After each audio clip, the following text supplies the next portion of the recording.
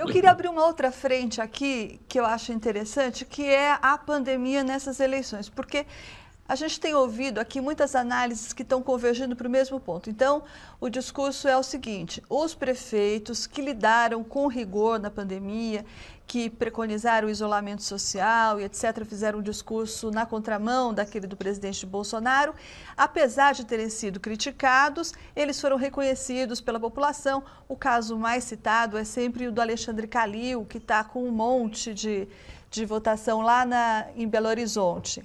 Então, o que se diz é mais ou menos isso. Quem foi rigoroso e levou a pandemia a sério se deu bem. Mas tem uma outra análise que diz que, na verdade, todos os prefeitos acabaram se dando bem na pandemia no aspecto da visibilidade. Então, a pandemia colocou os prefeitos forçosamente em cena, eles apareceram mais, eles se mexeram mais, eles ocuparam mais espaço na mídia e na vida das pessoas. Então, isso explicaria essa manutenção, por exemplo, dos prefeitos já eleitos e a continuidade que a gente está vendo.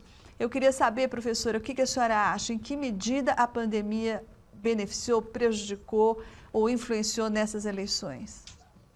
Thaís, eu acho que as duas análises que você comentou estão corretas. A segunda delas, né, a visibilidade dos prefeitos é correta. Quando você tem um momento de crise sanitária que coloca no cenário, nos holofotes, a burocracia municipal, evidentemente que o papel dos prefeitos ele fica muito mais visibilizado, né? Isso faz com que os prefeitos ganhem, ao mesmo tempo que popularidade, um certo conhecimento, um certo cenário, né, para eles se promoverem também. Agora, uma coisa muito interessante que a gente capta nas pesquisas já há bastante tempo é que a pandemia é um ponto muito crítico para o Bolsonaro, inclusive na própria base bolsonarista, por duas questões fundamentais, Thaís. A primeira delas é a seguinte: a palavra irresponsabilidade é uma das palavras que eu mais escuto quando eu faço entrevistas, inclusive com a base bolsonarista. O fato de que Bolsonaro está sendo irresponsável, negando a pandemia, negando a importância dela e não tomando medidas, de fato, condizentes com a sua capacidade de maior liderança política de um país. Então, a ideia da irresponsabilidade contaminou muito a imagem de Bolsonaro. Mas há uma outra ideia, uma outra palavra que aparece muito também nas nossas pesquisas, até com essa base bolsonarista mais radical, que é a ideia da desumanidade. Bolsonaro estaria sendo desumano porque ele não só não estaria tratando, né, da doença, mas ele estaria, inclusive, debochando dos mortos, debochando da dor das famílias, com essas frases brutais que ele já falou. E para um sujeito, Thaís, que foi eleito nessa onda da moralização da política, na onda da proteção da família tradicional, dos costumes, da fé, da religião, ele supostamente era um homem de valores e de fé, ele debochar dos mortos, por exemplo, é um impacto muito negativo que a gente viu numa base bolsonarista bastante consolidada.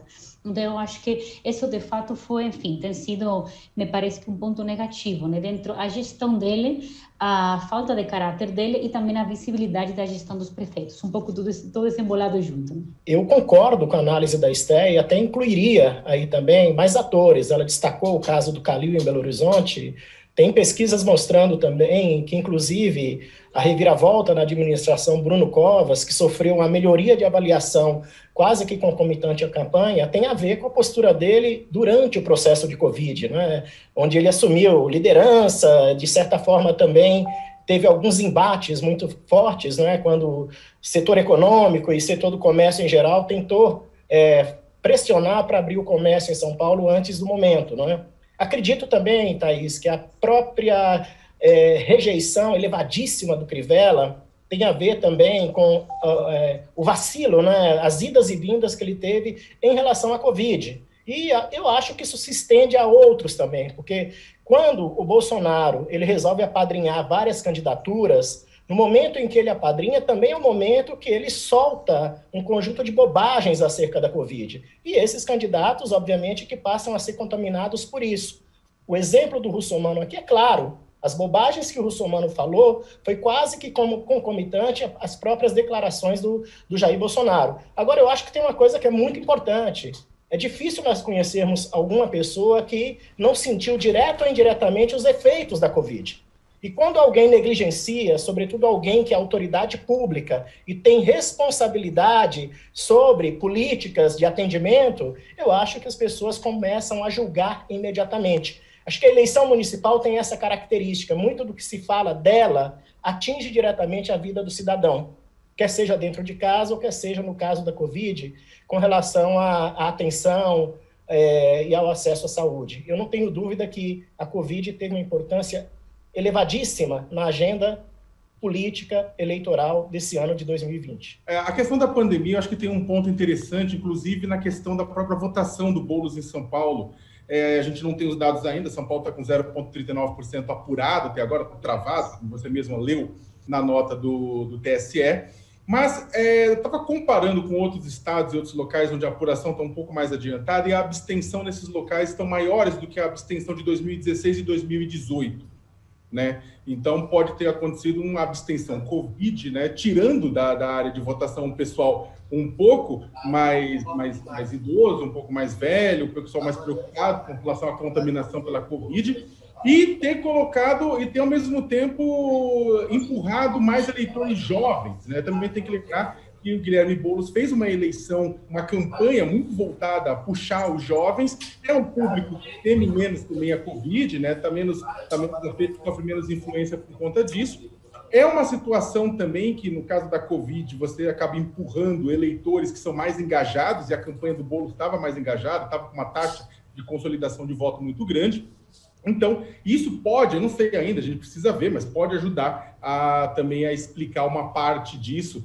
E do outro lado, falando do presidente Bolsonaro e do derretimento, né, do eterno cavalo paraguaio russomano na cidade de São Paulo, é interessante que, acho que, ao que tudo indica, o presidente errou do candidato. Se o presidente tivesse, não estou falando que eles se acertariam, mas a escolha mais lógica teria sido o Arthur Duval, né, como um apoio nesse sentido.